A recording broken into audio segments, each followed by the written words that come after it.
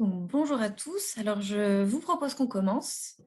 Euh, Ravi qu'on redémarre un petit cycle de webinaires au niveau du département d'expertise technique et des urgences. Donc, ce premier webinaire qu'on vous présente pour cette année 2021 il n'est que le début d'une petite série qu'on vous annoncera régulièrement sur le site d'Roy et par mail.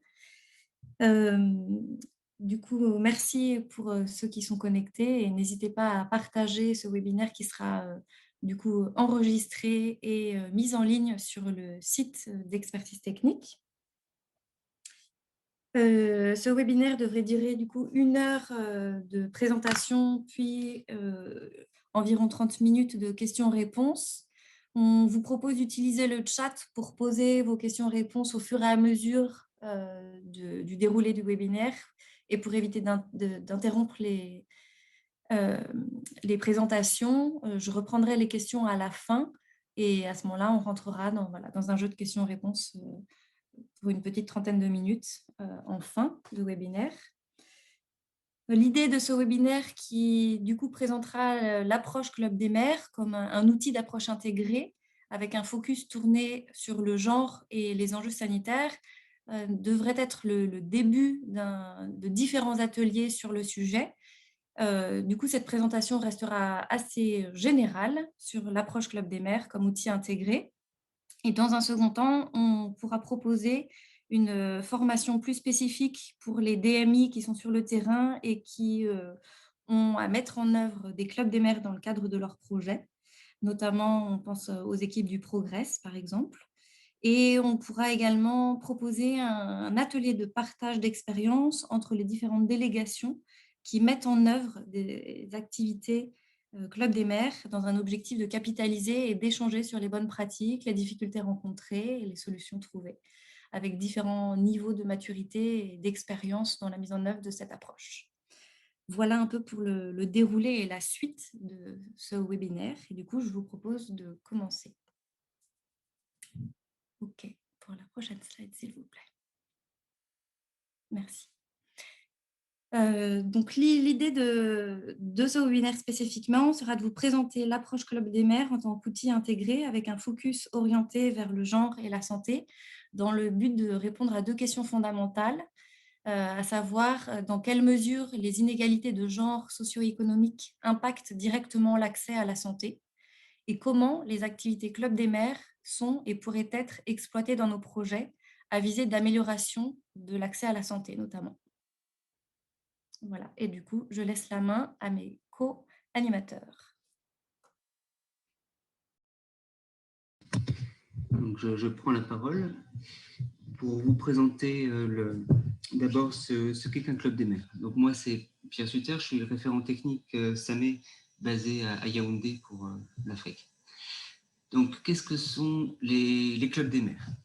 Alors, slide suivante, s'il te plaît, Elodie. Les clubs des maires, ce sont une activité qui a été innovée par la Croix-Rouge ghanéenne il y a maintenant bientôt 50 ans et qui a été repris dans d'autres délégations, dans d'autres sociétés nationales, en commençant par le Togo, puis ensuite le Tchad pendant quelques années. C'est un concept qui a voyagé, qui s'est fait par les différentes sociétés nationales partenaires donc de la Croix-Rouge française et la Croix-Rouge espagnole, par exemple, qui a permis la migration de ce concept à travers les différents pays, donc Cameroun, Bénin, Togo, Tchad, Niger et Mauritanie actuellement. C'est une approche aussi qui est dans le focus du Centre des moyens d'existence, qui a été mobilisé depuis quelques années sur les évaluations des activités Club des maires. Et c'est aussi une approche qui est dans le focus de la fédération, car c'est l'objet d'un partenariat entre la fédération et la FAO, sur une approche partagée Club des maires, caisse de résilience. Slide suivante, s'il te plaît, Elodie. Alors, pour commencer, de quoi on va parler, savoir de quoi on va parler, déjà, on va dire ce que ce n'est pas un club des maires. On va déconstruire un petit peu. Alors, un club des maires, ce n'est pas qu'un groupement féminin classique comme dans le Méditerranée, on est habitué à les mettre en œuvre pour gérer de manière en groupe des activités comme les associations villageoises d'épargne et de crédit ou comme des groupes qui sont fédérés autour d'une AGR. Ce n'est pas que ça. Ça fait partie, mais ce n'est pas que ça. Ce n'est pas non plus une activité qui met en place de simples relais communautaires pour tel ou tel service technique de l'État. Ça fait partie des activités des clubs des maires de faire le relais de certains messages, mais ce n'est pas que leur rôle. Alors maintenant, ce qu'est un club des maires, c'est donc un groupement de femmes, entre 20 et 25 personnes, qui sont des femmes qui adhèrent aux valeurs de la Croix-Rouge. Souvent, on commence avec des femmes qui ne sont pas elles-mêmes volontaires de la Croix-Rouge, mais qui, au fur et à mesure, deviennent volontaires de la Croix-Rouge et sont reconnues par la Croix-Rouge comme étant des volontaires. Et donc, ce sont des femmes qui sont ciblées par leur capacité et leur volonté à œuvrer pour un changement de comportement ou un changement de pratique socio-sanitaire à l'échelle de la communauté. Donc là, on voit qu'il y a une petite différence de focus avec, par exemple, les groupements féminins classiques, où on va cibler plutôt les femmes vulnérables. Là, on va plutôt cibler les femmes qui ont la volonté de s'engager pour faire avancer leur communauté. Maintenant, quelles sont les activités que font ces femmes dans le cadre des clubs des maires? Donc, Élodie, slide suivante, s'il te plaît. C'est des activités qui sont intégrées. Alors, le Centre des moyens d'existence les a classifiés sous 3 piliers. Un pilier productif, un pilier financier, un pilier social. Donc, l'animation suivante, Élodie, s'il te plaît. Il y a différentes activités qui sont réalisées par nos équipes, donc qui rentrent dans ces piliers et qui rendent des fois à la conjonction entre plusieurs de ces piliers. Tout d'abord, il y a l'organisation en haut de ce petit diagramme autour de la caisse de solidarité santé, qui est une petite caisse qui permet aux femmes de créer une solidarité entre elles pour financer leurs besoins en termes de santé. Il y a aussi tout un travail souvent qui est réalisé autour des groupes de soutien entre pairs. Donc, c'est au sein du Club des maires, elles réalisent des activités de cohésion entre elles, donc des groupes de parole, des groupes de soutien. Souvent, elles ont aussi des formations en premier secours psychologique pour les capacités dans leur manière de communiquer et leurs compétences en psychosocial. Donc ça, c'est pour le côté social. Et pour le côté productif, les femmes ont tout le temps été appuyées de manière systématique à travers des caisses d'épargne. Donc, soit tontine améliorée, soit méthodologie un peu plus structurée qui sont les AVEC, Associations villageoises d'épargne et de crédit. Et ces activités-là sont aussi en lien donc, avec les AGR collectives qu'elles vont développer pour financer leur groupe et pour financer aussi leurs activités individuellement. Et certaines de ces AGR ont une vocation un peu plus sociale quand on essaie d'améliorer l'impact des clubs des maires. Et le tout reçoit bien entendu l'appui financier du projet qui va permettre de financer certaines de ces activités-là. Animation suivante, s'il te plaît, Elodie. Donc, toutes ces activités menées de manière intégrée se renforcent les unes avec les autres. C'est-à-dire, c'est avec l'appui qu'on peut donner au projet à travers les AVEC qu'on peut financer les AGR collectives. Ces AGR collectives permettent de dégager des revenus au groupe pour ces activités de cohésion sociale. Et la cohésion sociale permet une bonne gestion des AGR collectives, par exemple. Slide suivante, s'il te plaît, Elodie. Toutes ces activités-là ont pour intérêt, c'est que les femmes membres prises individuellement ont un appui intégré, c'est-à-dire elles bénéficient et elles participent à plusieurs activités qui vont permettre d'améliorer leur capacité technique sur capacité, leurs compétences sur la nutrition des enfants, par exemple, ou sur les questions de santé à l'échelle communautaire. Donc, individuellement, elles s'enrichissent de cela. Aussi, travaillant dans les agères collectives, etc., elles se dégagent des petits revenus individuellement. Et donc, individuellement, elles sont toutes renforcées. Et donc, c'est un renforcement intégré, ça permet, en termes de santé mentale, d'être à l'aise et de, comment dire, comme elles sont bénéficiaires d'une plus grande solidarité entre elles, d'une plus grande confiance entre elles, elles peuvent mieux mener leurs activités économiques, par exemple, et vice-versa. Donc, c'est une approche intégrée. Et slide suivante, animation suivante, s'il te plaît, Elodie. Cette vision groupe est certes très importante pour cette cohésion du club des mères, mais c'est aussi, animation suivante, Elodie, c'est aussi très important pour les activités qu'elle mène en dehors du club des mères. Parce que c'est ça la grande innovation du club des mères par rapport à d'autres structures, groupements féminins, c'est qu'il y a un enjeu de transformation de la société. Actuellement, vous voyez en haut à droite, les enjeux principaux sur lesquels ces femmes sont mobilisées sont plutôt des enjeux liés autour de la nutrition et de la santé du nourrisson et du jeune enfant. Ça peut aussi être l'animation de groupes de parole. C'est ce qu'on fait actuellement, principalement avec les clubs des mères.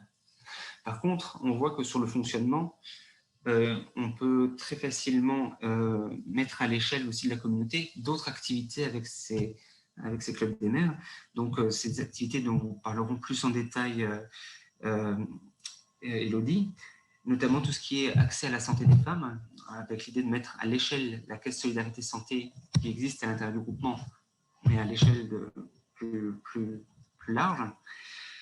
Tout comme ce qui concerne le pilier financier et productif, on peut aussi envisager que sur base de ces clubs des mères, on puisse trouver des activités qui vont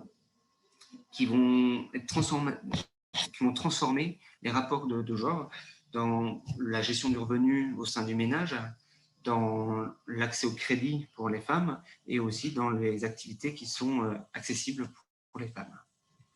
Et une petite parenthèse ici, vous voyez en bas à droite, de réponse d'urgence, par exemple, ce sont des activités qui peuvent être mises en place également sous leur base d'AGR qui peuvent être mises en place dans les clubs des mères, principalement au Sahel, ce qu'on a expérimenté au Tchad, avec des AGR de stockage de céréales et d'abattage du bétail qui peuvent être des piliers d'une réponse d'urgence si on a des fonds d'urgence disponibles.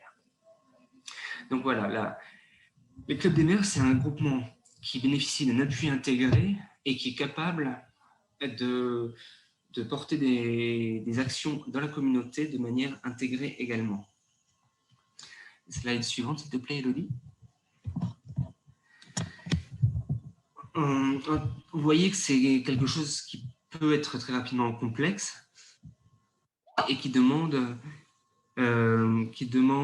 du temps dans la mise en œuvre, parce qu'il faut quand même mettre en place d'abord des diagnostics, des études pour savoir dans quel milieu on intervient, qui intervient déjà dans la zone, quelles sont les organisations de la société civile qui interviennent dans la zone, et ensuite les former, construire la confiance mutuelle entre les femmes qui sont membres des clubs des mères et les équipes des projets, et travailler avec une approche participative qui prend aussi du temps.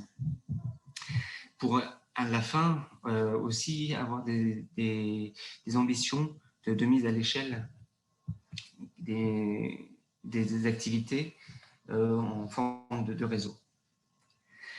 Donc, c'est des étapes qui peuvent être envisagées séparément, mais c'est quand même bien d'avoir une vision globale quand on mène un projet vers là où on va. Slide suivante, Elodie. En termes de durabilité de l'activité, il y a eu plusieurs évaluations qui ont été faites sur les activités CRF au Tchad, donc en 2017 par le Centre témoin d'existence et en 2019 en interne. Et on voit qu'après 3 ans et après 5 ans de fonctionnement, les clubs DMR qui ont été mis en place et qui n'ont plus forcément d'appui et de suivi d'équipe projet sont toujours fonctionnels. Sur le volet financier et technique qui a été le plus évalué, parce que le centre des moyens d'existence a plus travaillé là-dessus, on voit qu'il y a une très forte augmentation de l'accès aux tout petits crédits et des activités AGR qui sont fonctionnelles et rentables. On voit aussi que les AGR de groupe, elles sont variables, elles sont plus ou moins perdurées en fonction surtout de la méthodologie de l'approche du projet. Sur le volet social, c'est ce qu'on a évalué un peu plus tard, on voit que les femmes membres des clubs des maires ont très bien intégré les messages clés, qu'elles poursuivent des activités comme la démonstration culinaire en dehors de cet appui et qu'elles poursuivent d'autres activités comme par exemple les activités d'assainissement dans les villages. Voilà. On voit aussi que c'est en dehors des clubs des maires que ces activités-là ont une forte attractivité dans les communautés environnantes. Et le phénomène qui a été nommé essaimage, donc la multiplication de manière endogène des clubs des maires, a été favorisé par les membres même de ces clubs des maires qui ont été fondés d'autres clubs des maires dans les villages environnants, chez les parents en général. Quels sont les facteurs de durabilité? Slide suivante, s'il te plaît, Elodie. Les facteurs de durabilité qui permettent à ces clubs des maires de perdurer dans le temps. Alors, il y en a plusieurs. Il y a la question de la reconnaissance du volontariat. Le fait que, comme ce sont des femmes volontaires de la Croix-Rouge, elles sont quand même gérées de manière assez proche par les équipes projets, qui sont capables de les motiver en apportant de la formation et de la formation qu'elles demandent, donc un peu à la demande, et aussi la reconnaissance de leur engagement auprès des autres acteurs de la communauté, voire des acteurs étatiques. L'appropriation par les sociétés nationales est aussi un facteur important dans la durabilité. Quand les clubs des maires arrivent à se structurer au sein des comités locaux en tant que direction des clubs des maires, ça leur permet une reconnaissance un peu plus forte. Sinon, il y a des facteurs de durabilité négatifs qui peuvent exister. C'est des exemples qu'on a eus. On souhaitait mettre en place des clubs des maires dans des zones très habituées à l'aide humanitaire, notamment à tout ce qui était activité AGR de groupe, etc., ou avec des équipes qui n'ont pas forcément été suffisamment capables d'expliquer ce que justement est le club des maires par rapport à des activités AGR. Donc dans ces contextes-là, c'est un peu plus difficile de faire des activités club des maires quelque chose de durable. Ensuite, la durabilité dépend énormément de la finesse du travail de l'équipe qui met en place les clubs des maires. S'ils arrivent à avoir un réel dialogue avec les clubs des maires pour construire les messages qu'ils veulent faire passer, pour déterminer les secteurs sur lesquels les clubs des maires veulent travailler, etc., ça change grandement l'adhésion. L'approche intégrée, c'est aussi quelque chose qui rend les clubs des maires durables. Comme on l'a vu précédemment, les piliers s'appuient les uns les autres. Et les clubs des maires qui ont dans les projets dans lesquels il manquait trop d'aspects économiques, par exemple, ont présenté plus de fragilité. Réciproquement, les projets qui ont été trop légers sur les activités communautaires sont moins de durabilité également. Et pour terminer ma présentation, slide suivante, juste un mot sur la structuration des clubs des maires. Pour l'instant, les activités vont un petit peu de manière éparse, alors avec différents appuis de différentes sociétés nationales partenaires qui n'ont pas forcément tout à fait les mêmes méthodologies. Dans certains pays où c'est déjà bien implanté, les clubs des maires qui se montent de manière endogène, et des directions et des points focaux clubs des maires au niveau national qui ne sont pas toujours en lien avec ce qui se passe sur le terrain. Et aussi les organisations de la société civile qui ne sont pas toujours en lien non plus avec ce qui se passe sur le terrain. Et ce qu'on pourrait envisager très rapidement, et ce qui se met déjà en place, c'est la structuration un peu plus importante du mouvement des clubs des maires, en partant des clubs des maires existants, en essayant d'avoir une approche un peu plus harmonisée au niveau du terrain, en responsabilisant un peu plus des clubs des maires qui sont déjà expérimentés, donc les clubs des maires qu'on appelle ambassadeurs, qui vont pouvoir prendre des responsabilités plus importantes dans leurs activités, et encourager la structuration de la direction des clubs des maires au niveau régional, qui permettra d'envisager des actions un peu plus structurantes aussi en termes de communication pour le changement de comportement, par exemple, en partenariat avec des OSC et des organisations de la société civile et aussi des services déconcentrés de l'État et services techniques décentralisés. Voilà un petit peu la structuration sur laquelle on pourrait arriver à très moyen terme. J'ai fini ma présentation sur les clubs des maires. Vous pouvez noter vos questions et c'est Anne-Sophie qui va prendre la suite sur les clubs des maires et la santé. Oui, merci Pierre. Du coup, je vais continuer. Donc moi, c'est Anne-Sophie, je suis référente technique santé nutrition basée en région à Dakar. Donc avec Elodie qui est référente sur les aspects genre, on va continuer cette deuxième partie en discutant justement un petit peu sur les aspects santé genre, voir comment justement les différentes problématiques sanitaires vont pouvoir aussi être traitées, abordées via les clubs des maires. Alors, slide suivante, s'il te plaît, Elodie. Merci.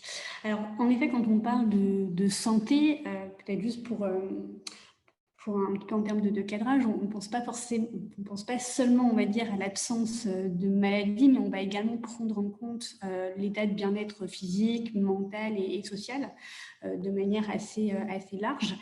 Et en effet, quand on parle de droit à la santé, on va avoir d'une part, bien sûr, les services de santé, une composante, on va dire, essentielle, avec justement les 4 piliers qui les composent, avec justement la disponibilité de l'offre, l'acceptabilité, l'accessibilité et la qualité. Et d'autre part, on va également avoir les déterminants, on va dire, sous-jacents de la santé qui vont être également à prendre en compte à travers justement la sécurité alimentaire, l'eau, également aussi les déterminants économiques, sociaux, culturels, l'éducation, etc. Et tout ça, bien sûr, va inclure des notions sur l'égalité des genres, la non-discrimination, le côté aussi participatif et transmission d'informations. Suivante. Alors, en effet, on est dans un contexte où on sait très bien que la santé maternelle, néonatale et infantile est fortement impactée. Les chiffres parlent d'eux-mêmes, où justement on peut constater qu'on a plus d'1 million de femmes qui meurent chaque année suite à des causes liées à la grossesse et à l'accouchement. Les principales causes de décès qu'on va identifier chez les enfants de moins de 5 ans, ça va rester en tout cas les complications liées à la prématurité ou aux maladies infantiles courantes, sur lesquelles on voit très bien aussi que l'Afrique enregistre des taux les plus élevés de mortalité infantile, avec un enfant sur 8 qui meurt avant d'atteindre les 5 ans. Donc, voilà un petit peu ce constat qu'on connaît tous. Après, on sait très bien aussi que justement l'accès à des services de santé essentiels et à des soins de base, dans des délais, on va dire, appropriés, va être justement un facteur clé qui va favoriser une meilleure santé des mères et des enfants. Et par rapport à ça, on peut très bien voir aussi qu'on a certaines causes de décès et de mauvaise santé qui restent pour le coup évitables à l'heure d'aujourd'hui, en lien justement avec les maladies transmissibles et non transmissibles, les violences physiques ou sexuelles, la malnutrition, qui inclut également les troubles au niveau du développement psychomoteur qui vont être irréversibles.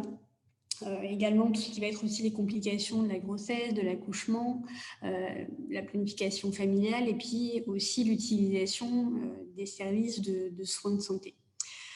Tout ça, finalement, ça va être aussi des portes d'entrée sur lesquelles les clubs des mères peuvent également aussi avoir un rôle à jouer. Slide suivante.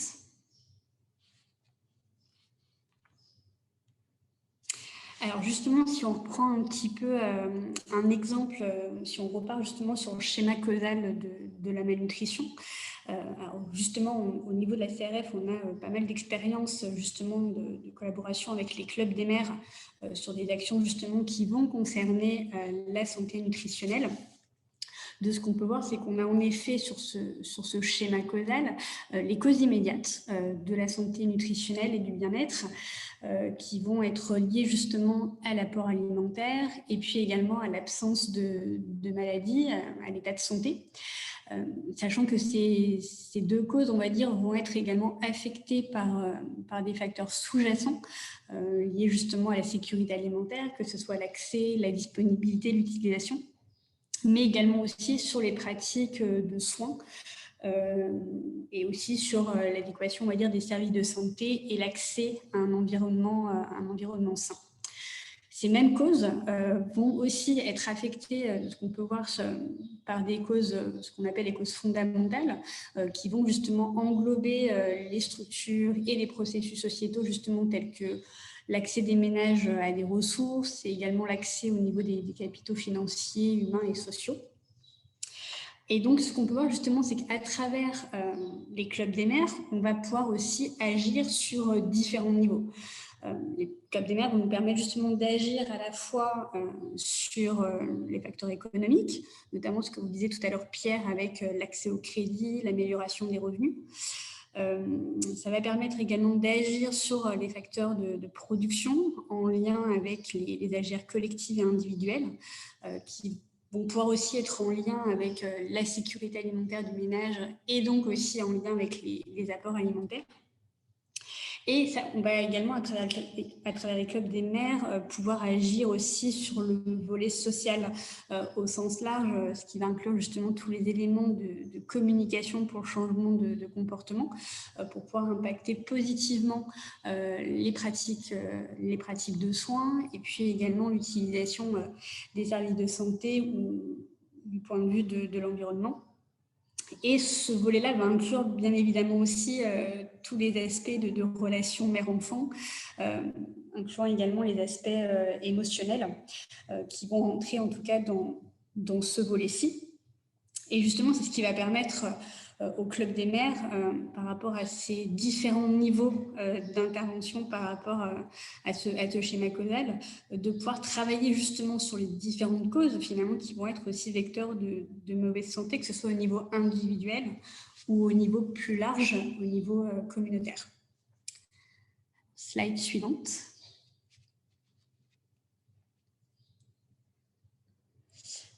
Donc voilà, là on a pris juste avant cet exemple un petit peu spécifique en lien avec la santé nutritionnelle. Justement, si on voit plus largement maintenant sur la santé, pour pouvoir justement agir positivement sur cette baisse de la morbidité et de la mortalité infantile et maternelle, on va avoir justement plusieurs portes d'entrée thématiques possibles qu'on va pouvoir utiliser à travers les clubs des mères et qui vont être à définir finalement en fonction des besoins et des priorités selon les contextes dans lesquels on peut se trouver. Alors notamment, ce qui était beaucoup utilisé jusqu'à présent, c'était le volet un petit peu sur tout ce qui était encouragement au niveau des référencements pour les femmes durant leur grossesse, mais également aussi pour les jeunes enfants, dans l'objectif un petit peu de renforcer le suivi Et donc, par conséquent, pouvoir aussi renforcer les accouchements sécurisés et une bonne prise en charge des pathologies, enfin, du moins d'assurer une prise en charge à temps aussi chez les jeunes enfants. Et donc, ce qui va inclure aussi bien de l'information que du dialogue, un petit peu à double sens, que du dépistage. Si on prend l'exemple un petit peu sur la malnutrition aiguë sévère. Mais voilà, ça va être dans cet objectif-là, en tout cas, de pouvoir aussi encourager les référencements. Un autre volet qui est aussi beaucoup développé au sein des clubs des mères, c'est à travers aussi ce renforcement de counseling de mère à mère, justement, qui a beaucoup été utilisé pour les aspects de l'état, pour essayer de renforcer, en tout cas, d'améliorer l'état nutritionnel aussi des nourrissons et des jeunes enfants, qui vont passer un petit peu par du conseil de femme à femme. Une autre porte d'entrée aussi possible, alors plus en lien avec tout ce qui va être sur la contraception, c'est justement aussi de pouvoir un petit peu encourager des espaces de dialogue sur la contraception, sur une perception positive justement concernant aussi l'espacement des naissances. Et plus dernièrement, les clubs des mères ont aussi permis de pouvoir être un canal justement à utiliser sur la baisse des maladies infectieuses à travers notamment le renforcement de la protection et des gestes barrières. Donc finalement, voilà, ça c'est quelques exemples, c'est pas forcément exhaustif, ça va être aussi en fonction de la situation un petit peu sanitaire sur laquelle on se trouve. Mais finalement, c'est, on va dire, à travers ces différentes portes d'entrée, ce sur quoi les clubs des mères vont pouvoir agir, on va dire, sur le volet social de manière intrinsèque au sein même de ces clubs des mères, mais également vont avoir aussi un impact au sein de leur communauté. Alors, slide suivante. Alors, notamment, quand vous parlez justement de ce volet social, surtout le volet communication pour le changement de comportement, les clubs des mères vont avoir un rôle d'information, mais pas seulement. Elles vont aussi également avoir un rôle d'action sur les obstacles rencontrés au changement de comportement qui vont être liés à la santé. Et donc, justement, ce volet va pouvoir aussi être adapté en fonction du contexte de l'intervention.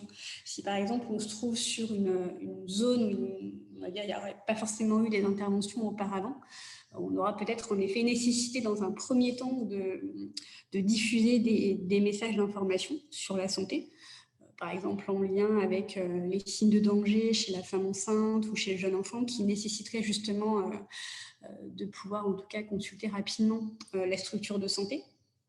Mais on pourrait aussi très bien se retrouver dans des zones où on a déjà eu de multiples interventions passées, où beaucoup de messages ont pu être transmis.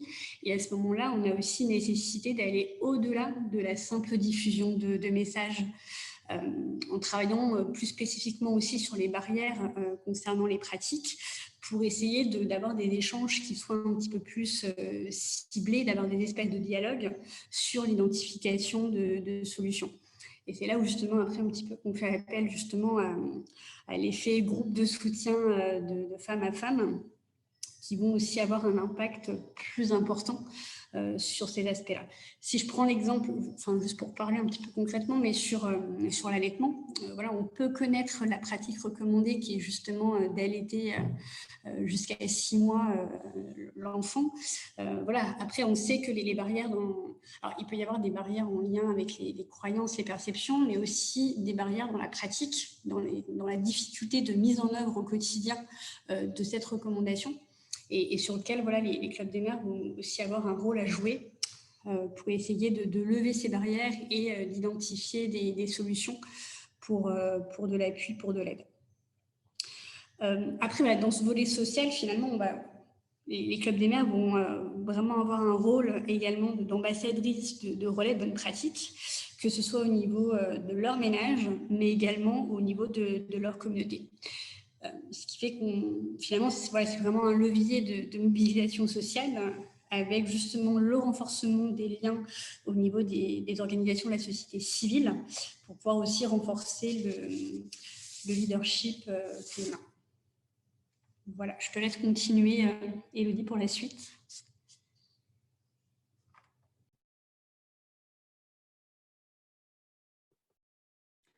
Merci Anne-Sophie, merci Pierre. Alors oui, là on pose bien notre cadre.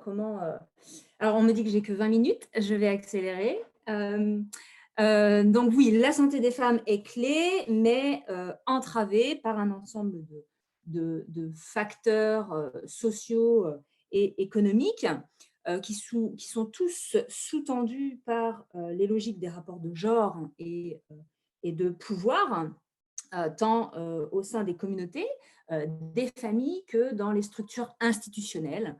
Alors, rapidement, rappeler que le genre est ce qui va nous permettre d'aller regarder une société d'un peu plus près et d'aller analyser ce qui va venir différencier et hiérarchiser les femmes, des hommes, les personnes non binaires, et ce, à travers des normes, des représentations, des relations à tous les niveaux d'une société donnée. Alors, ces niveaux, on les cible, il y en a 3. Le niveau des politiques, des lois, les principes juridiques, les idéaux religieux, hein, le niveau macro qui seront nourris de normes et de ces représentations. Le niveau ensuite, ce qu'on appelle mésosocial, donc les comités de gestion de crise par exemple, les autorités locales, les instances locales, mais aussi les associations, les ONG qui seront elles-mêmes nourries de ces normes et de ces représentations. Et enfin, le niveau micro, le niveau individuel, les systèmes de pensée, mais également les relations interindividuelles, les relations familiales et communautaires. Donc, ce système qui est hiérarchisé donne donc plus de pouvoir à un sexe plutôt qu'à un autre et au détriment de l'autre, et va venir déterminer des rôles, des assignations, des pouvoirs, mais des inégalités dans l'utilisation du pouvoir et dans la répartition de ces pouvoirs, notamment, là on va revenir dessus, mais sur l'accès au centre décisionnel et de l'accès aux ressources, ce qui vient produire des inégalités et les rapports qui en découlent, on appelle cela les rapports de genre. Alors, je vais aller assez rapidement pour justement décliner ces implications de ces rapports de genre dans la santé. Donc oui, la santé, elle dépend d'équipements médicaux, mais aussi de ces facteurs indépendants, on va dire au sens strict des structures de santé, mais qui dépendent bien de ces rapports et de ces inégalités. L'accès aux moyens de production, l'accès aux ressources, c'est très clairement un bastion de ces inégalités. On le sait, l'activité féminine n'est pas un revenu d'appoint, elle est bien un élément déterminant des ressources des ménages. Le produit du travail des femmes est utilisé pour les besoins des foyers. Si on parle que des foyers, hein, sans parler de la production agricole que peut représenter le travail des femmes dans de très, très, très nombreux pays. Mais ce qu'on voit surtout, c'est que les initiatives autour de l'accès des femmes à un revenu montrent combien le travail des femmes reste contraint et enchâssé dans les contraintes que leur impose leur statut et leur rôle social, où elles ne jouissent pas souvent des revenus de leurs produits ni ne détiennent les terres ou le bétail, par exemple. Alors, ce que montrent les expériences, c'est que un meilleur accès aux ressources couplé à la possibilité pour les femmes de participer aux décisions collectives, eh bien, là, ça tend à réduire les inégalités sur 3 secteurs notamment, en termes d'éducation, d'emploi et de santé, évidemment. Donc là, ensuite, vous voyez, je vous ai mis vraiment 5 points, mais majeurs, et s'il devait être à développer, ça me prendrait énormément de temps, donc je ne vais pas pouvoir, mais je vais quand même essayer en deux, trois lignes par point. Les inégalités d'accès aux revenus entre hommes et femmes jouent un rôle important dans l'accès à la santé. Les femmes ayant moins de revenus que les hommes sont plus souvent évidemment en difficulté, en incapacité de payer des médicaments et des soins. Si un mari ou un père ou un frère ne peut pas, ne les y aide pas ou ne les y autorise pas, si je peux me permettre de le formuler ainsi. La question de l'alimentation, pareil, de très nombreuses études apportent la preuve de sous-alimentation et d'anémie plus fréquente chez les femmes, notamment lorsqu'elles sont enceintes. Et donc là, c'est toute la question de la prise de décision, du pouvoir qu'elles peuvent avoir de décider et de recourir à des soins elles-mêmes. Bien souvent, c'est un mari ou un père qui détiennent ce pouvoir. La santé de la reproduction est un enjeu majeur des rapports de genre. On parle trop peu de la santé des femmes. C'est toujours, quand on en parle, c'est toujours avec cette fonction reproductive. Donc la santé des femmes, elle est très souvent, trop souvent écartée, ou pas vraiment prise en compte. L'accès à la contraception très limité, la question des avortements, la santé des adolescentes, les discriminations dans les pratiques de personnel soignant, dans l'accès à la planification familiale pour les femmes non mariées ou divorcées, par exemple. Un autre problème qui reste non résolu, fortement à travailler, c'est la question de la dimension du couple. Les conjoints, c'est la question de la reproduction et tout ce qui est lié à la fécondité, c'est davantage le résultat de négociations dans un couple, de négociations entravées, évidemment, parce que là encore, il y a des inégalités qui se jouent dans le couple. Qui détient le pouvoir décisionnel en matière de fécondité? Donc, oui, les actions consistant simplement à mettre à disposition des femmes des méthodes contraceptives, évidemment, elles ne peuvent pas suffire, on le sait bien. Ça ne suffit pas pour améliorer les conditions de la santé des femmes. Alors, il faut que j'avance fortement. Donc, j'avance. La slide suivante, elle... Ça marche pas?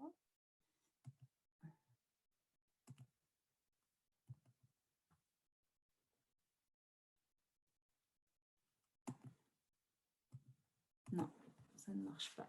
Je suis désolée. Hop là.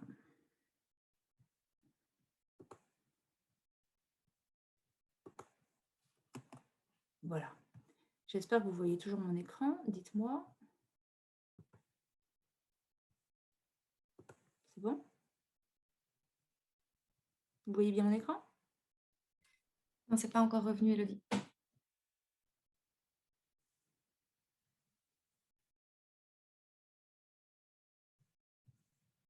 Toujours pas? Non.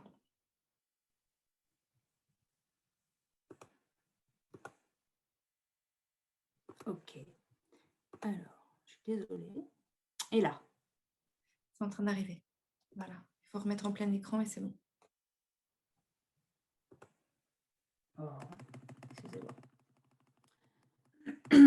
alors, la slide suivante, c'est pour tout de suite aller vers nos leviers d'intervention à la Croix-Rouge française. Où est-ce qu'on se situe par rapport à tout ça? On a vu que les normes de genre, elles sont présentes à tous les niveaux.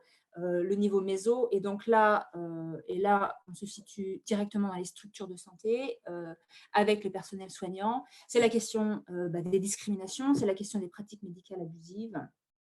Donc, évidemment, le harcèlement sexuel, le jugement des femmes mariées en demande de planification familiale ou de femmes divorcées ou célibataires en demande de planification familiale, le refus de la prescription à des jeunes, les actes médicaux sans consentement ou l'absence de confidentialité, l'absence de dignité, là je pense directement aux salles d'accouchement. Voilà, tout cela vient vraiment traduire l'appropriation du corps des femmes par les institutions médicales, qui ne peut avoir qu'autre conséquence que de venir nourrir la méfiance envers le système de santé, envers le personnel de santé, qui va venir renforcer peut-être un éloignement des personnes en rapport aux structures de santé. Et on peut évidemment également citer des conséquences majeures comme des complications majeures qui peut y avoir pendant les accouchements. Alors, nous, notre levier, c'est en effet la question des soins respectueux et adapter la qualité de l'accueil, de l'écoute des patientes et des patients, l'information, les conseils qui restent trop souvent euh, pas évalués ou des conseils dispensés qui sont pas suffisamment adaptés peut-être ou mal informés. Au niveau macro, les normes de genre ne devraient pas nourrir des décisions politiques sanitaires. L'exemple de la gestion de la crise sanitaire Covid, où des services SSR, SMI et VBG ont été pendant des mois, voire à certains endroits encore aujourd'hui perturbés, voire suspendus, parce que tous les efforts et les financements ont été mis sur la prévention et le contrôle des infections. Alors, c'est peut-être à mettre en lien avec une présence, une sous-représentation des femmes dans les comités de réponse à la crise sanitaire, peut-être. Donc voilà, ça nous demande en effet cet effort d'impliquer davantage les femmes dans la gestion de la pandémie et dans la relève économique et peut-être de nourrir quelques arguments de plaidoyer. Au niveau micro, pour terminer, parce que toutes ces normes se mettent en scène dans le quotidien, ça c'est très clair. Et les normes qui soutiennent l'obéissance des femmes, la supériorité des hommes, détenteurs du pouvoir et des ressources, plus ces normes elles sont légitimées par le collectif. Ça, ce sont de nombreuses études qui mettent bien ça en lien. Plus ces normes sont légitimées par les lois, les politiques, les pratiques culturelles, les croyances religieuses, et plus ces normes sont strictes et rigides dans le couple, au sein des familles, et plus les taux de violence sont élevés. Donc, officiellement, elles sont souvent réprimées dans les déclarations des États, mais en réalité, elles font l'objet d'une tolérance dans la vie sociale courante, mais aussi dans de nombreuses lois. Donc, ce qui peut expliquer sans doute très largement que les décisions sur le corps des femmes et la santé des femmes restent trop souvent prises par le mari ou des membres masculins de la famille ou de la communauté, mais également la régulation, le contrôle des mouvements des femmes, y compris vers des structures de santé, ce qui vient également complètement légitimer, renforcer l'appropriation du travail des femmes par les hommes, ce qui vient nourrir la dépendance financière des femmes envers les époux. Alors, pour faire parler davantage ce lien entre le pouvoir économique et la santé des femmes, comment améliorer le pouvoir économique des femmes peut venir impacter directement la santé des femmes. Alors, souvent, on établit ce lien entre le manque de pouvoir économique des femmes et le faible recours aux soins. Une femme qui ne perçoit aucun revenu personnel utilisera moins les structures sanitaires pour elle-même et ses enfants, c'est un fait. Notamment l'autonomie financière que certaines arrivent à atteindre grâce à leur dynamisme économique ou grâce aux nombreux programmes d'AGR, elle ne présage pas toujours d'un meilleur recours aux soins. En effet, le manque de pouvoir économique ne saurait à lui seul expliquer la faible utilisation des services de santé par les femmes. Parce que, comme on l'a dit tout à l'heure, trop souvent, les femmes restent enchâssées dans un système patriarcal et d'aînesse sociale qui viennent encadrer la chaîne de décision, la prise de décision des trajectoires de soins. Par exemple, au Sahel, bien souvent, les dépenses de santé incombent au mari, ce qui lui donne autorité en la matière. Donc, l'autonomie financière des femmes n'est donc pas toujours synonyme d'une autonomie décisionnelle dans le recours aux soins. Alors, accroître la participation des femmes à l'économie, oui, évidemment, ça ne fait pas débat. Mais il faut aussi garantir, en parallèle, un accès aux centres de décision au moins égal et un accès aux services et aux droits égal et adapté aux besoins des femmes. Donc, quel levier de réponse en lien avec les clubs des mères? En effet, tout à l'heure, Pierre parlait de la Caisse Solidarité Santé et là, on pourrait en effet travailler sur peut-être améliorer cette Caisse Solidarité Santé à travers, pourquoi pas, un fonds dédié aux dépenses de santé dans les structures appuyées, qui serait géré par un comité Club des maires, par exemple au niveau du chef-lieu, qui sera en lien avec les structures appuyées et où le personnel soignant pourra appeler en effet ce Club des maires en disant, voilà, il y aurait une personne ici que vous pourriez venir aider pour telle demande selon les objectifs sanitaires qu'on se serait fixés. Et ces membres des clubs des maires se déplaceraient dans les structures de santé. Elles seraient formées, évidemment, à l'accueil, à l'écoute, à l'identification des besoins et à la question du référencement, comment mettre en lien vers ensuite des services spécialisés. Ça pourrait également prendre la forme de fonds d'assistance aux survivantes de violences. Pareil, géré par un comité Club des maires et ces membres de Club des maires seraient également formés au référencement vers des services spécialisés ou des associations. Donc, il y a cette activité de mise en lien qui est vraiment importante, où là, du coup, on passerait vraiment sur une fonction de relais communautaire, voire de médiatrice. De médiatrice, oui, parce que ce qui serait vraiment très, très intéressant, c'est que ces membres de Club des maires soient en lien direct, en contact, en dialogue avec des personnels de santé, où il y aurait vraiment ce travail de médiation, de travail de confiance. Les difficultés rencontrées par les femmes qui nous sont remontées sont celles-ci par rapport à cette structure ou la structure d'à côté. Enfin voilà, selon comment c'est possible aussi de parler de difficultés en lien avec des pratiques de soignantes et de soignants. Mais voilà, au moins d'avoir ces espaces de dialogue et de médiation entre personnel soignant et femmes, mais aussi les jeunes. Donc, les perspectives, elles sont vraiment celles-ci, c'est de vraiment pouvoir augmenter le pouvoir économique, mais qu'elles ne se traduisent pas par un meilleur accès à la santé, de pouvoir en effet travailler sur les perceptions et les croyances liées aux normes de genre, mais aussi pour des soins respectueux, pour un accès aux services et sur le travail des femmes. Ce qui nous semble également très important, c'est de pouvoir mettre en réseau les clubs des maires. Les mettre en réseau, qu'il y ait un partage autour des difficultés rencontrées, mais aussi ce qui marche, ce qui fonctionne. Les difficultés rencontrées liées à l'accès aux revenus, les difficultés rencontrées liées à l'accès aux services de santé. C'est de travailler cette question de mettre en réseau, de mobilisation sociale, de la voix des femmes et leur participation ensuite à la vie publique et politique, qu'elles puissent participer aux instances locales, voire départementales, comme on va pouvoir vous présenter cette structuration éventuelle. Anne-Sophie, si tu veux présenter ce qui est fait actuellement.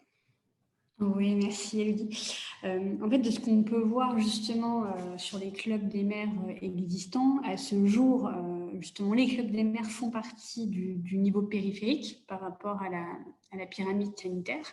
Donc, on est vraiment au niveau communautaire de cette pyramide. Et justement, elles ont un rôle à jouer au niveau sanitaire en complément des activités qui vont être menées par les différents acteurs de la santé. Donc, ce qu'on peut voir, c'est comme vous mentionnez, Elodie, il y a justement ces caisses de solidarité santé qui ont vraiment un objectif sanitaire pour le coup. Et il y a aussi un travail en cours qui est un petit peu sur le renforcement de ces liens entre la communauté et notamment les femmes et les centres de santé.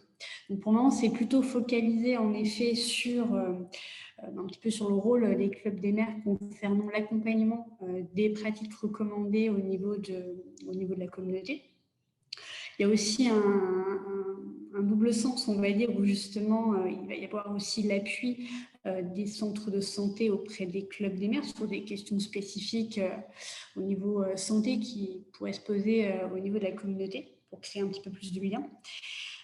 Et puis également, il va y avoir, sur le volet un petit peu de communication qui peut se mettre en place, il y a aussi des sujets qui sont ciblés par les clubs des maires selon justement les problématiques sanitaires. Donc ça, c'est un travail qui se fait aussi un petit peu conjointement avec ces centres de santé. Justement, dans certaines zones où on a des clubs des maires, il y a aussi justement des rencontres qui se font justement ponctuellement entre les clubs des maires et les centres de santé pour une mise en lien plus effective. C'est un petit peu ce qui se fait aujourd'hui avec des choses bien sûr qui sont à renforcer par rapport justement à ce que vous disiez, Élodie. Je te laisse continuer, Élodie. Oui, donc sur les perspectives, on peut se situer sur les différents niveaux de la pyramide sanitaire, où en effet le niveau périphérique avec ces espaces d'échange réflexifs et de médiation, de vraiment créer ce lien de dialogue et de confiance entre les femmes, les jeunes, les personnels soignants, et puis on verra dans quelle mesure impliquer les hommes sur ces questions. Ce sera les 2 slides suivantes. Et puis au niveau district, où en effet on pourrait avoir ces fonds d'assistance dédiés, avec justement la participation des femmes sur la gestion de ce fonds, et puis les liens avec les services disponibles de proximité quand il y en a. Le niveau régional, parce que c'est très souvent au niveau de l'hôpital de référence que se passe la prise en charge. Je pense à la gestion clinique des viols, par exemple, avec les certificats médicaux et les examens médicaux. Donc là, ce serait sans doute une mise en lien de Club des maires avec l'hôpital de référence. Et puis, évidemment, que les clubs des maires, les comités de club des maires puissent être organisés à un niveau soit départemental, voire régional, pour partager des difficultés et ensuite nourrir un plaidoyer, ou au moins être, de pouvoir participer à des instances de gouvernance au niveau régional, voire national.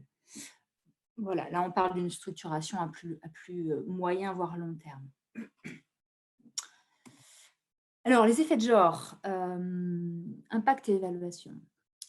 La question des effets de genre est vraiment primordiale parce que les leçons apprises nous disent voilà, qu'on doit faire attention avec nos interventions de ne pas nuire, évidemment. Donc cela sous-entend de ne pas aller renforcer un patriarcat, ou de ne pas aller intensifier des tensions ou des violences. Donc ça nous dit qu'on doit vraiment mener des efforts d'autonomisation socio-économique des femmes, évidemment, mais qu'on doit également, en tout cas ça marche mieux quand on le fait, d'impliquer les hommes dans ces actions. Donc pourquoi impliquer les hommes ? Déjà, c'est parce que, comme vous l'avez très bien vu, il s'agit de travailler sur les espaces de pouvoir et là où se prennent les décisions. Et très souvent, ces espaces sont au masculin, que ce soit dans les institutions, la gouvernance, les lois, les cellules familiales, les couples, etc. Donc ça, c'est vraiment important de montrer aussi notre capacité à impliquer la population dans son ensemble.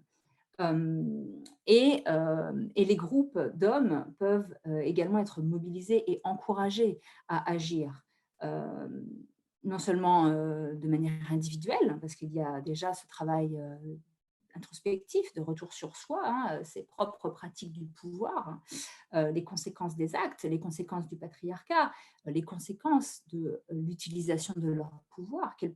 Comment utilisent-ils leur pouvoir ? Comment pourraient-ils l'utiliser autrement ?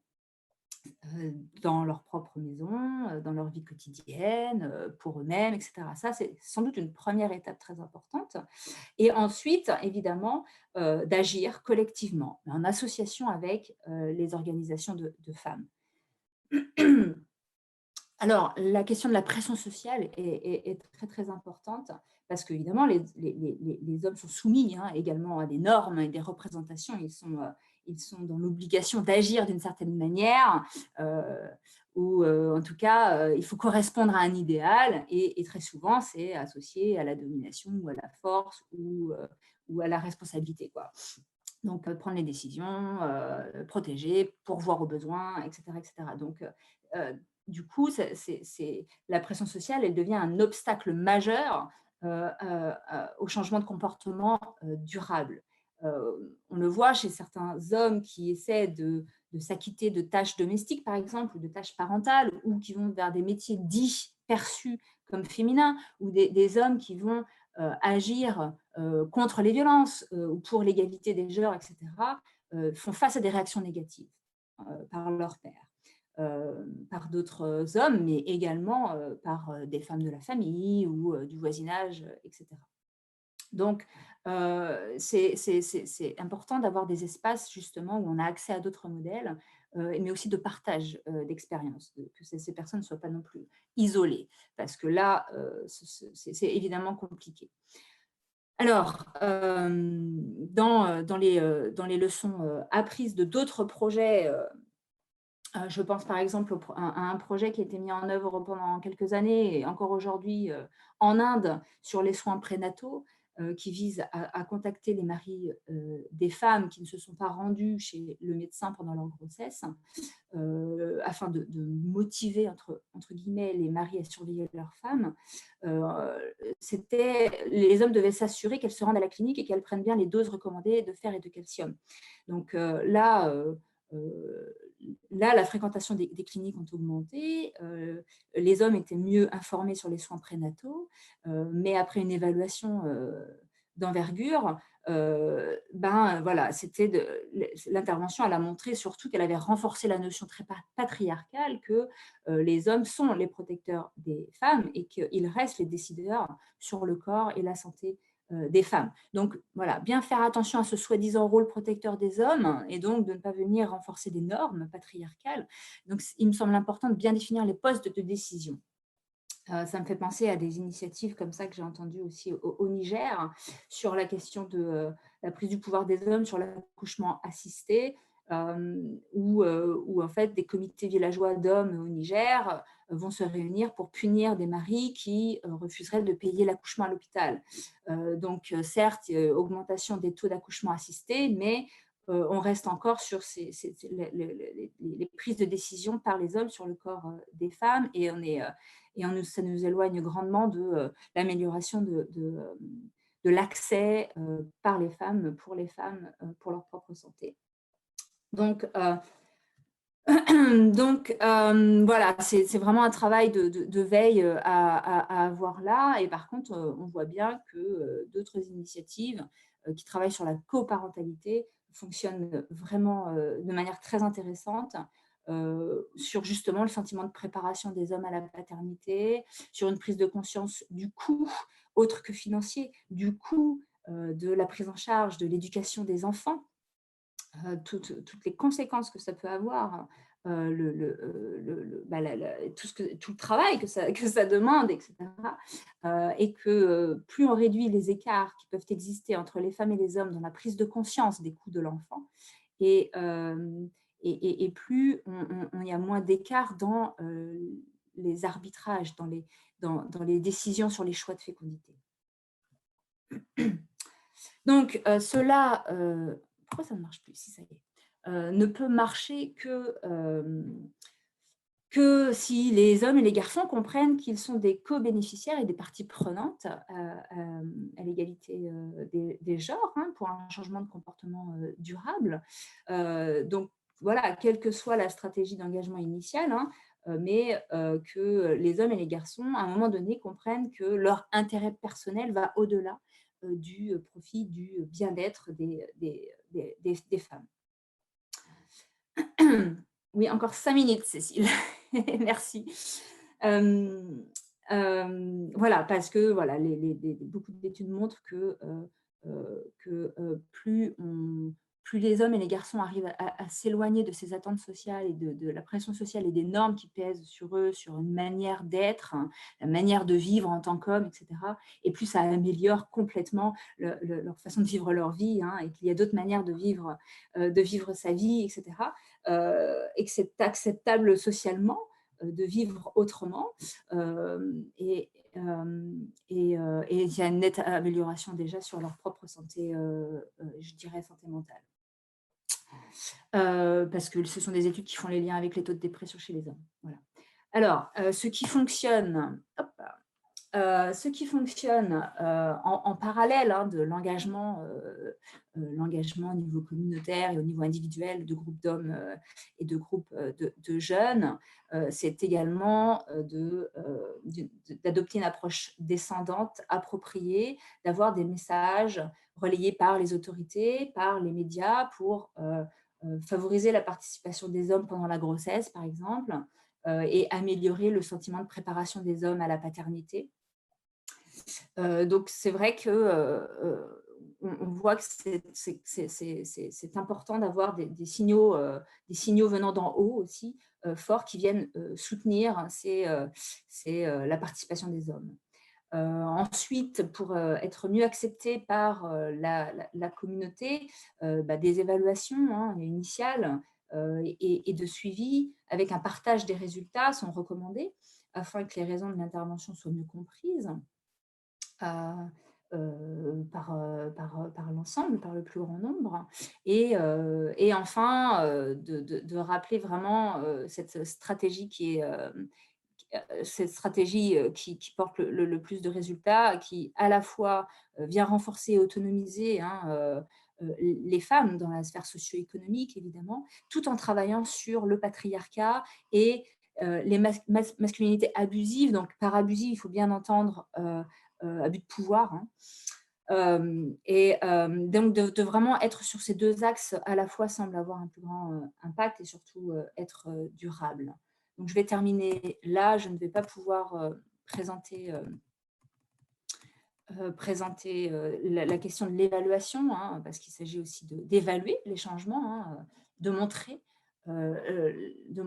l'impact en faisant le lien entre l'ASSR, l'égalité de genre et l'autonomisation économique des femmes, et que cela est possible d'évaluer les changements tout au long de la mise en œuvre et ainsi au fur et à mesure corriger nos interventions. Donc voilà, on peut utiliser plusieurs méthodes, dont des questionnaires, mais également des collectes de données au niveau individuel, aussi de focus group, etc., en ciblant les bons niveaux, les changements que l'on veut voir. Voilà, Cécile. Merci beaucoup à tous. J'espère que vous avez apprécié la présentation. En tout cas, merci à tous les animateurs. On a une série de questions, donc il nous reste un bon quart d'heure voilà, pour y répondre. Donc, je vous propose de vous poser ces questions, de les reprendre une à une. Donc, on a une première question de Brice qui nous demande si dans un contexte où les rapports économiques reposent sur l'approche genre, est-ce qu'il est possible d'optimiser le pouvoir des clubs des maires sans les combiner à des activités génératrices de revenus? Donc Pierre, peut-être tu peux commencer et Elodie compléter.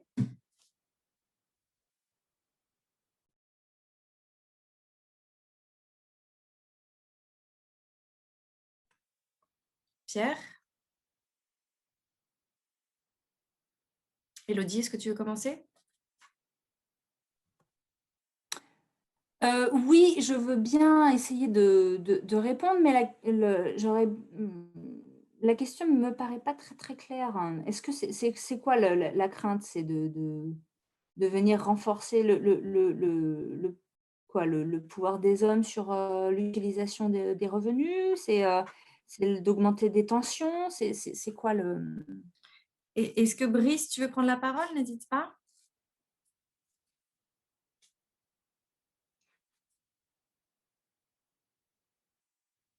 Oui, n'hésite pas à mettre son micro, Brice, et intervenir.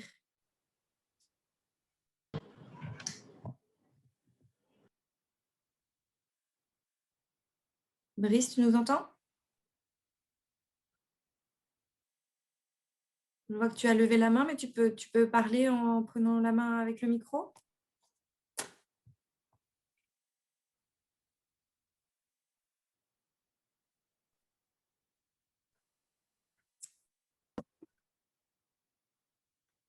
Alors, j'ai pas l'impression que Brice peut-être peut parler. En tout cas, pour répondre sur le côté approche Club des maires, l'idée, c'est quand même qu'il y ait ces 3 piliers d'intervention sociale et économique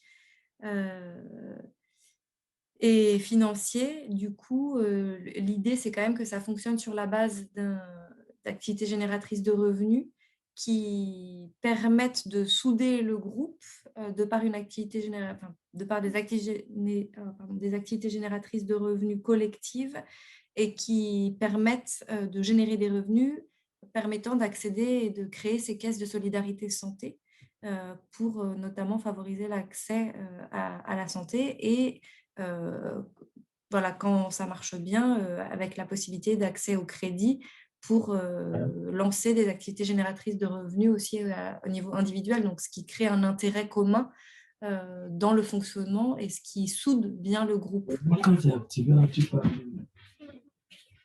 Brice, est-ce que c'est toi qui prends la parole? Est-ce que tu veux... Oui, c'est moi qui essaie de prendre la parole. Vous m'écoutez? Oui, tout à fait, on t'écoute. Ok, bonsoir à tous. Merci de me passer la parole. Oui, je vais d'abord relire ma question avant de la reformuler. Dans un contexte où les rapports économiques reposent sur l'approche genre, est-ce possible d'optimiser le pouvoir des clubs des maires sans la combiner à une approche agile? En fait, suivant la présentation qui a été faite, je me situe au niveau du pilier social. Et dans le pilier social, on s'est rendu compte que à côté des soutiens psychosociaux et toutes les activités de médiation, on a la mise en place des activités AGR pour essayer de renforcer ce pilier-là. Est-ce qu'un projet donc, qui n'intègre pas l'AGR peut efficacement répondre au principe ou bien à l'idée que le pilier social veut en termes d'émancipation et d'activité de club de mer, en termes de réduction, en termes de l'impact que leur activité pourra avoir sur la réduction des rapports de force entre les gens en communauté? Pierre, est-ce que tu es revenu? Est-ce que tu veux répondre? Oui, je peux tenter de proposer une piste de réponse. En fait, donc, le volet AGR est intéressant vu comme une approche intégrée. S'il n'est pas présent dans même des projets Club des maires sans le volet AGR, on peut réussir à motiver les femmes sur des sujets sociosanitaires, sur leur rôle dans le ménage, sur le rôle de la communauté. On peut tout à fait. Le volet AGR va venir renforcer, en fait. Et surtout expérimenter, prendre confiance. Ce que j'essaie de montrer dans le diagramme, c'est que ce groupe-là, il a un petit peu un effet catalyseur. Il a un effet catalyseur sur les femmes membres qui prennent confiance en elles et qui peuvent ensuite agir sur l'extérieur. Donc, c'est vrai pour le pilier social où les femmes prennent confiance en elles sur leur capacité à comprendre et intégrer les messages sociosanitaires et ensuite à les diffuser. Ça va être un peu la même approche sur le volet rapport de genre dans l'économie et, dans et les accès aux ressources. Donc, c'est mieux d'avoir un volet AGR dans cet objectif-là. Oui, si je peux juste compléter, c'est vraiment important la question évidemment de l'accès aux revenus. Déjà parce que ça permet très souvent de diminuer, de réduire des tensions qui pourraient apparaître liées au stress financier. Donc, c'est évidemment que les femmes, par leur travail, puissent participer participer aux dépenses. Donc ça, c'est vraiment clé. Et pour après, tout ce qui est négociation, tout ce qui est négociation autour de la question du pouvoir, hein, ça demande évidemment d'être accompagné, quoi. Ça, c'est sûr. Donc là, le volet social est vraiment très, très fort. Là, vous avez mentionné des activités psychosociales. Ça, c'est crucial, hein, que de pouvoir avoir ces activités collectives, mais aussi individuelles, de parler de tout ça, de pouvoir avoir vraiment des groupes entre pairs, des groupes de soutien, d'hommes et de jeunes qui vont aller aussi vers d'autres hommes et de jeunes. C'est vraiment toute la question d'accéder à d'autres modèles et de ne pas être isolé là-dedans. C'est de dire, ah oui, en effet, on peut faire ça comme ça. Voilà. C'est vraiment de pouvoir aller expliquer tous les bénéfices qu'il y a, voilà, de ne pas aller crisper davantage des tensions ou des idéaux parfois. Je ne sais pas si c'est ça les réponses posées. Enfin, Brice, si on répond un petit peu à votre question. Peut-être pas forcément de rajouter des AGR, hein, d'accord, mais s'il y a déjà cette activité économique importante dans ces clubs des maires, hein, de pouvoir en effet renforcer ou développer ce volet social me paraît important. J'espère, Brice, qu'on a répondu en partie à la question. Je vous propose d'essayer de répondre aux autres questions. Donc, on a une question de Hilaire qui nous dit merci pour la présentation, qui nous dit que les exemples présentés sont très en lien avec le milieu rural et qui demande si on a quelques exemples de mise en place de clubs des maires en milieu urbain. Je peux commencer et je pense que Élodie aura plus de choses sur le progrès. Moi, de mon expérience sur les clubs des maires, effectivement, c'est très rural parce qu'on a plutôt tendance à avoir des projets en milieu rural, que ce soit dans la santé ou enfin, toutes nos activités. Par contre, effectivement, il y a des clubs des maires en milieu urbain qui existent. Par exemple, à N'Djamena, il y en a qui ont été menés. D'ailleurs, ce qui est intéressant, c'est que c'est la Croix-Rouge tchadienne qui les a menés de manière plus directe. Donc, c'est eux-mêmes. On n'a fait que le suivi de manière assez éloignée. Les principales conclusions, alors ça a été peu capitalisé, mais peu qui a été capitalisé, les principales conclusions, c'est que en milieu urbain, il y a quand même des enjeux assez différents. Il n'y a pas les mêmes relations de solidarité localisées. Il n'y a pas les mêmes relations familiales localisées au sein des villages et au sein des quartiers. Ce n'est pas les mêmes enjeux. Et tout ce qui est économique est aussi beaucoup plus individuel. La mise en place d'AGR collectives en ville est très difficile à envisager. Donc, c'est possible de mener des activités club des maires, mais il faut voir un tout petit peu le fonctionnement. Et je pense que Élodie aurait des choses à ajouter, je pense, sur le progrès, ou bien peut-être Sophie, si elle est là aussi, si elle veut intervenir. À vous. Je vois que Sophie est présente. Je ne sais pas si, Sophie, tu as des commentaires, des idées à partager. Vas-y, Élodie, si tu veux donner quelques éléments de Après, réponse. ouais. Non, concernant le progrès, les clubs des maires, pour la plupart, ne sont pas encore lancés, hein, puisqu'on prévoit des nouveaux clubs des maires. Sinon, au Niger, il s'agit de clubs des maires qui sont existants dans le projet Résilient, qui sont fortement impliqués sur la question de la nutrition, où là, du coup, en grande complémentarité, le progrès interviendra sur les questions de SSR et de la santé des femmes. Alors là, je crois que Sophie… Ah voilà. Oui. Ah pardon. Vas-y, Sophie.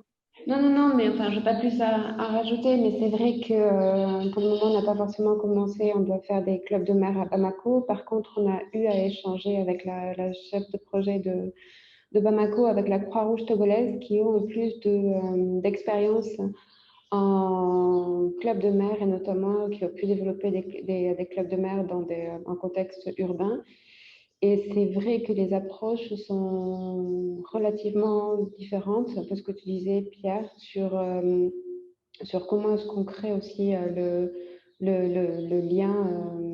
lien entre les clubs de mer. Il faudra certainement avoir des approches. Ce n'est pas aussi évident que au niveau dans le contexte rural, mais il s'agit aussi de bien connaître les populations et la composition des populations dans les zones d'intervention dans les quartiers, les différences entre allogènes, autochtones, etc., pour essayer de créer du lien autour des clubs de mer. Donc sur la différence entre contexte urbain et rural, c'est un peu ça, et je pense qu'aussi sur les différences en termes d'AGR, il y aura certainement des activités un peu différentes, et c'est aussi important qu'elles puissent venir un peu plus... il faut que le lien soit créé avant de vraiment pouvoir avoir ces aspects d'AGR par la suite, pour ne pas désociabiliser le lien. Enfin, c'est par rapport à l'apprentissage qu'on a pu avoir des clubs l'apprentissage, pardon, de la Croix-Rouge togolaise. Mais pour le progrès, on va devoir attendre un petit peu pour en prendre un peu plus sur... Pour compléter un peu, merci Sophie, je me permets, au Tchad, la Croix-Rouge française met en place aussi un accompagnement de clubs des mers, que ce soit en zone rurale ou urbaine. Et en effet, il y avait des différences. Et je pense que c'est le genre peut-être de focus qui pourrait être intéressant dans le cadre de l'atelier d'échange d'expériences, de distinguer un peu voilà, les contraintes, ou en tout cas l'enjeu de la définition du bon projet en zone urbaine est d'autant plus important que l'échec sera visible et rapide si le projet n'est pas bien identifié avec l'ensemble des contraintes extérieures, ce qui est beaucoup moins le cas en zone rurale, et ça peut être beaucoup plus latent et beaucoup plus lent pour en arriver à un échec proprement dit. Mais du coup, on a aussi un petit peu de retour d'expérience sur le sujet. Je vous propose d'avancer parce qu'on a quand même un certain nombre de questions, qu'il est quasiment l'heure. Du coup, une question assez rapide, il me semble, de Elsa, qui demande si nous avons des exemples d'AGR qui ont été développés dans des clubs de mer et dans quel pays. Donc oui, on en a un certain nombre. Pierre, si tu veux faire peut-être de façon assez rapide, s'il te plaît. Excuse-moi, je lisais les questions, j'ai pas très bien entendu. Tu peux répéter rapidement? Des exemples d'AGR développés dans des clubs des mers et dans quel pays? Est-ce qu'on a des exemples d'AGR et dans quel pays? Oui, alors en milieu rural, on a des exemples d'AGR. Alors des AGR très classiques qu'on peut mener dans tous les cas, des femmes qui font des champs communautaires pour que ça leur apporte de l'argent, de l'élevage, de l'embauche, du petit commerce. Souvent c'est du petit commerce parce que c'est des activités qui demandent moins d'investissement et moins de responsabilisation de quelqu'un dans le comité. Ça peut être géré de manière tournante. Après, en tant que Croix-Rouge, je pense qu'il faudrait qu'on favorise un petit peu les AGR qui ont un impact social plus fort, qui peuvent soit transformer les rapports de genre en faisant qu'une activité qui est dédiée aux hommes soit réalisée par des femmes, soit des activités qui peuvent apporter quelque chose en termes de santé ou de gestion des risques de catastrophes dans la communauté. Typiquement, l'accès à du savon dans la communauté à moindre coût, par exemple, avec des activités de saponification, ça peut être intéressant. Des activités de revente de moustiquaires, ce genre de choses, ça peut être beaucoup plus en lien avec notre mandat Croix-Rouge et donc plus intéressant. Et pour la GRC, des exemples du chat sur les activités de stockage de céréales. C'est une activité qui est sympa pour les femmes parce que c'est très peu de suivi dans la gestion. C'est un peu du one-shot, on achète à un moment donné, on revend à un autre moment donné. Donc, c'est une activité un peu simple à mener et qui a un intérêt social direct et qui pourra avoir un intérêt dans la gestion des risques de catastrophes à l'avenir. Et de la même manière, le déstockage du bétail, l'abattage et le séchage de la viande pour en faire du charbout peut aussi être une activité AGR à impact GRC intéressant. Voilà, donc en vrac, quelques exemples. Globalement, de la transformation du petit commerce et autres, ou des projets de restauration peuvent avoir aussi eu lieu en zone urbaine, justement. Restauration, cinéma de quartier ou autres, avec des projets un peu plus voilà, de vie de quartier en zone urbaine, pour compléter. Merci Pierre. Une autre question, selon vos expériences, combien de temps faut-il pour la mise en place de clubs des maires fonctionnels dans le domaine de l'accès aux soins de santé? Pierre, Anne-Sophie? Peut-être juste pour commencer, en effet, ce que mentionnait un petit peu tout à l'heure Pierre, c'était déjà avant d'aborder le volet social en lien avec l'accès à la santé, il va falloir installer la mise en place de ces clubs des maires qui va prendre plusieurs mois, facilement un petit peu 6 mois, le temps un petit peu de revoir toutes ces étapes. Et c'est seulement une fois qu'on a les clubs des maires voilà, qui sont fonctionnels qu'on va pouvoir ensuite aborder ces aspects-là sur le volet social. Donc après, tout dépend du contexte. Si on est par exemple plus sur de la diffusion d'informations, ça va pouvoir démarrer certainement beaucoup plus rapidement, une fois qu'on aura justement formé les membres des clubs des maires. Et ensuite, après, c'est un petit peu de l'amélioration qui va se faire au fur et à mesure. Une fois que les premières formations auront été données au niveau des clubs des maires, les activités vont démarrer et ensuite, on sera plutôt dans une approche d'amélioration un petit peu en continu, in situ, avec les équipes qui seront en appui pour pouvoir accompagner, que ce soit sur les sujets, les thématiques qui seront traités et également sur les aspects un petit peu de communication, comment est-ce que ça va pouvoir être abordé. Donc on va dire, voilà, c'est au moins 6 mois déjà pour mettre en place ces clubs des maires et ensuite pouvoir attaquer sur le volet social avec des formations pour ensuite permettre un petit peu de démarrer des activités en lien avec les aspects de communication qui ensuite vont pouvoir s'améliorer au fur et à mesure avec l'accompagnement sur le terrain des équipes. Merci beaucoup Anne-Sophie. J'enchaîne sur une autre question, ça vous va ou quelqu'un voulait compléter? Rien à rajouter. Ok, donc alors j'ai une question d'un spectateur anonyme qui pense que la question de l'alphabétisation fonctionnelle des membres des clubs des maires doit être prise en compte pour un meilleur développement de cette approche et de sa durabilité, sachant que le niveau des mamans est souvent très faible dans les zones rurales. Donc, c'est plutôt un commentaire. Je ne sais pas si quelqu'un veut rebondir sur ce commentaire. Je voudrais juste rebondir parce que j'aurais dû présenter ça comme une activité possible à mener avec les clubs des maires de manière transversale. Et ce genre d'activité a un impact sur tous les piliers des clubs des maires et sur toute leur activité. Et ça répond aussi, je voudrais aussi répondre par la même occasion à Khalil qui me pose des questions sur le rôle des mères dans l'éducation des enfants. En fait, l'alphabétisation fonctionnelle des parents a un impact très fort sur l'intérêt que les parents ont à suivre l'éducation de leurs propres enfants. Et donc, c'est déjà un très bon levier pour agir là-dessus. Oui, alors moi aussi, j'ai envie de rebondir sur l'alphabétisation fonctionnelle parce qu'en effet, c'est clé. On le voit aussi, c'est pas évident de recruter des femmes volontaires et souvent pour cette raison qui est donnée, que les femmes ne savent pas lire ou que les femmes n'ont pas le minimum de connaissances ou compétences requises. Donc, c'est vrai que l'alphabétisation fonctionnelle, c'est un levier qui, moi, me semble très pertinent, que ce soit sur la SSR, que ce soit sur la parentalité, mais de vraiment pouvoir intégrer cette activité-là dans les clubs des maires. Enfin, voilà, pour moi, ça, c'est vraiment intéressant comme levier, ça. Merci beaucoup pour ce commentaire. Oui, merci beaucoup à Khalil, du coup, qui en effet a dévoilé son anonymat. Une autre question, peut-on intégrer la question de l'éducation des enfants dans l'approche club des maires, puisqu'on parle d'une approche intégrée?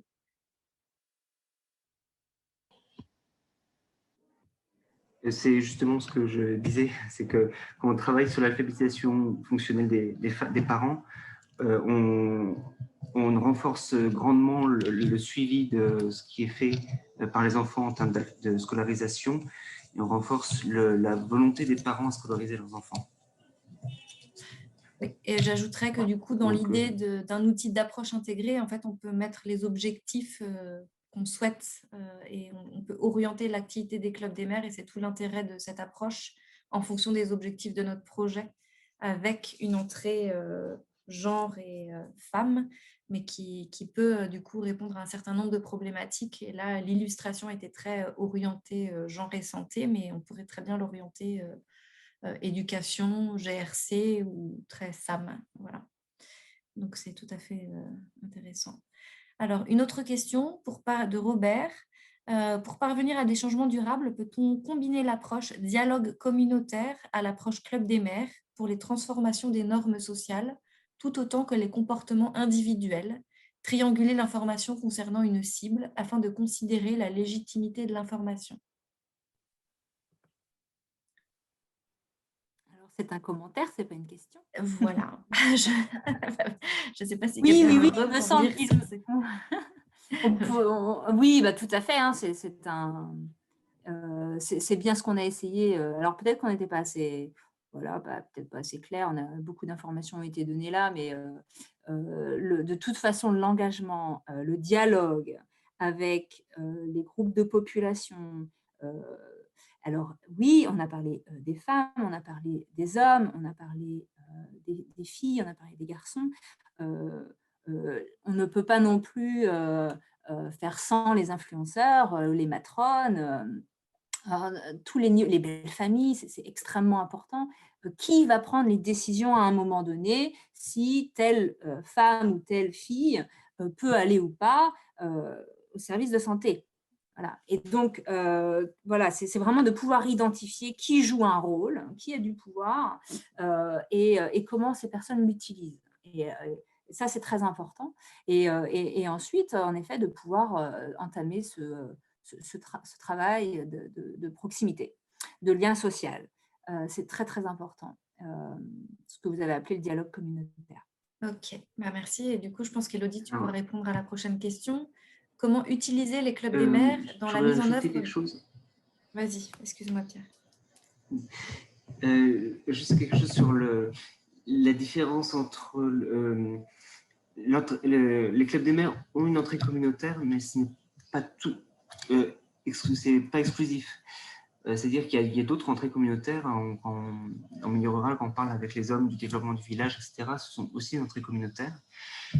Dans l'établissement des clubs des mères, c'est très important d'avoir l'aval de la chefferie traditionnelle, de la chefferie moderne, de toutes les autorités. Par contre, il faut aussi être capable de s'en distancer un petit peu. Parce que on a besoin de leur autorisation pour travailler. Ensuite, on va travailler sur des sujets d'autonomisation des femmes ou des sujets liés à leur santé, à leur sexualité, leur reproduction. Donc, il faut aussi qu'il y ait une autonomie par rapport à ce pouvoir dans la communauté qui est tenu plutôt par des hommes. Voilà, c'est une petite nuance. Ok, merci Pierre. Du coup, autre question de Alioun qui demande comment utiliser les clubs des mères pour la mise en œuvre de cellules d'écoute pour la prise en charge de violences basées sur le genre, par exemple. Donc, Élodie, je t'en prie. Et juste pour dire qu'on va essayer de clôturer à 15h45 et qu'il est 15h39, qu'on a encore un certain nombre de questions. Donc, si on peut être assez bref, même si c'est un peu frustrant, je suis désolée. Voilà, il y aura d'autres échanges sur le sujet du coup. La question de la prise en charge des violences. Alors, dans les clubs des mères, ce sont des volontaires, des personnes que, certes, on peut former à du soutien de base, mais ce ne seront pas des services de prise en charge. Ce ne seront pas des personnes qui vont conduire des entretiens, des consultations dans les cellules d'écoute. Ça, c'est très important.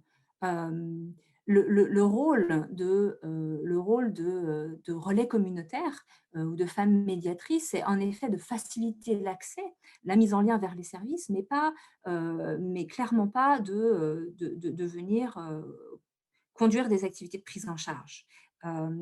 Alors, maintenant, c'est vrai que quand on fait ce travail de confiance, qu'on est identifié dans un village ou dans un quartier urbain, par exemple, on est identifié comme étant une personne à qui on peut aller parler. Ah, je la connais, elle va revenir la semaine prochaine, à ce moment-là, j'irai la voir, lui parler de mes difficultés.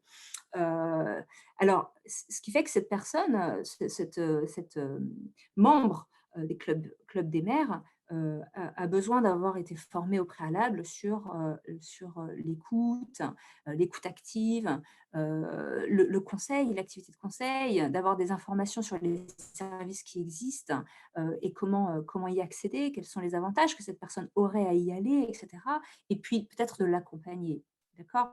Mais ensuite, c'est vraiment des professionnels qui vont aller faire le travail de soutien psychosocial, par exemple, ou de lien avec les hôpitaux. Voilà.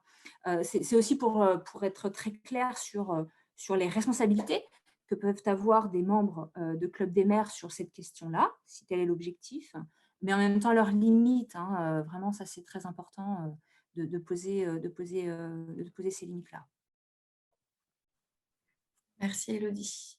C'est un peu le même principe pour le référencement pour la malnutrition. Et il n'y a pas de prise en charge de la malnutrition, mais c'est plutôt une identification et un accompagnement des mamans à aller consulter et à aller amener leurs enfants et les référencer au centre nutritionnel. Par contre, ce que je trouve très important, juste pour compléter, et là je te laisserai clôturer, Cécile, c'est que les membres des clubs des maires deviennent vraiment des personnes ressources, des personnes qui ont beaucoup d'informations sur ce qui se passe dans les vies réelles. Et là, je pense que c'est très important qu'elles fassent partie, à un moment donné, des cellules de coordination ou de participer à des réunions de concertation, à des réunions de prise de décision pour vraiment voilà, tout simplement, la question de la voix des femmes, la représentation, c'est vraiment les prendre comme partie intégrante en tant qu'organisation de société civile presque, vraiment. Voilà, je pense que là, leur rôle, il est à ce niveau-là. Merci beaucoup. Du coup, je vais poser 2 questions qui me semblent quand même un peu liées. L'appui et l'encadrement d'un club des maires par un acteur en dehors du mouvement peuvent-ils affecter l'originalité de cette approche? Et en parlant de durabilité des clubs des maires, il est important de travailler d'abord sur l'appropriation de cette approche par la société nationale et de sa mise à l'échelle. Donc, voilà, deux questions en lien avec les partenaires et notamment avec la société nationale. Une question de durabilité et de mise à l'échelle. Je ne sais pas si quelqu'un veut commenter. Peut-être que Pierre, il aura beaucoup plus de choses à dire là-dessus. Moi, je voudrais juste un point, la question de les membres des clubs des maires et peut-être aussi l'environnement de proximité, à qui ils font confiance. Est-ce qu'ils font davantage confiance aux volontaires de la Société nationale ou alors à la délégation de la CRF, par exemple voilà, je pense que c'est vraiment très important aussi de bien peser vers qui les personnes tendent à avoir davantage confiance. Voilà pour juste le point que j'aurais envie de soulever là. Je ne peux que confirmer ce que dit Élodie. Ensuite, en termes de partenaires autres en dehors du mouvement, c'est possible de travailler avec des partenaires sur un volet.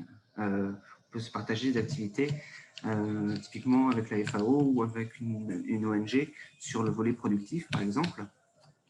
Et la Croix-Rouge française garde le lead sur le volet social, par exemple. C'est tout à fait envisageable. Il faut juste être bien raccord avec ses partenaires sur l'objectif des clubs des maires, pas avoir de messages discordants ou d'injonctions contradictoires. Donc, il faut avoir un partenaire de confiance pour être sur la même longueur d'onde, la même compréhension. Et l'implication de la SN, bien entendu, c'est un facteur clé qui n'est pas évident parce qu'il faut dire aussi que les clubs des maires sont des vrais volontaires. Dans nos projets, souvent, on a tendance à utiliser des volontaires et à leur donner des compensations. Et donc, ça fait une sorte de salarisation de leur activité qui n'est pas négligeable en milieu rural. Hein. Ça peut presque faire des fois des demi-salaires, juste 2 jours de travail par semaine. Alors que les clubs des maires, elles, sont des vrais volontaires, elles travaillent sans per diem, elles font toutes leurs activités sans per diem, c'est du bénévolat. Et du coup, ça peut créer, si c'est mal compris, des tensions au sein de la SN, qui peut y avoir de la concurrence. Ok, merci beaucoup.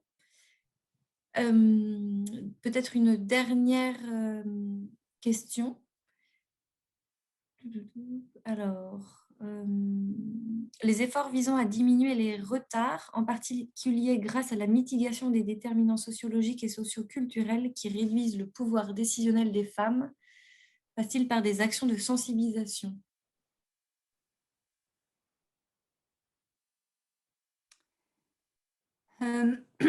Les actions de sensibilisation. Cécile, vas-y, tu veux répondre? Non, je t'en prie.